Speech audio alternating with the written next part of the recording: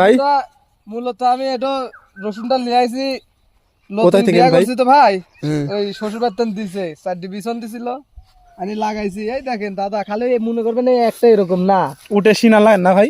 এ ভাইয়া এ কোথায় বলাই যাবি না, এবির বাম্পার ফলন হবে কিন্তু মন যে 1200, এটাই সমস্যা, বুঝছেন? তা আপনি এই দামের রসুনের যে উদ্দেশ্যে ভাই কিছু বলেন ভাই। ভাই একবারে আদি কৃষক মরি যাবে এবির, যে পরিমাণ সারও পায়নি ঠিক মতো। আর মনে করেন যে এই রসুনটা খুবই ভালো হয়েছে, কিন্তু রসুন তুলতে যে কামলা যাবে প্রত্যেক মন, 1 মন রসুনে 1 করে কামলার খরচ উঠবে, 1200 টাকা এত মন। কামলার দাম এখানে? মানে কি ভাইয়া, একটা কামলা মূলত 1 কাঠার রসুন তুলতে পারে না, তাদেরকে দুপুরের নাস্তা পানি দিতে হয়, সেখানে কামলা প্রতি 50 টাকা খরচ, কামলার বিল 500, 550 টাকা খরচ মনে করেন 1 কাঠা রসুনের থেকে হয়। আর 1 কাঠা রসুনে মূলত আপনার রসুন হবে এই 1 থেকে 1.5 মন।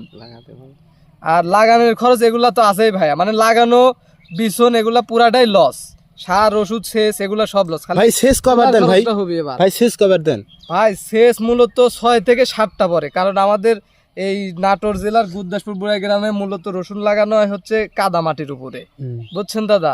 এই জন্য আমাদের এবার খুবই লস হবে, আমাদের খুবই লস। হ্যাঁ, সরকার যদি আর এটা বিঘিতে রসুন কয় মন হয় ভাই? আরে ভাই বিঘিতে রসুন হবে আপনার সর্বোচ্চ গেলে 35 মন, সর্বোচ্চ। এই যে আমাদের যেটা হয়েছে এটা 35 মন হারে হবে।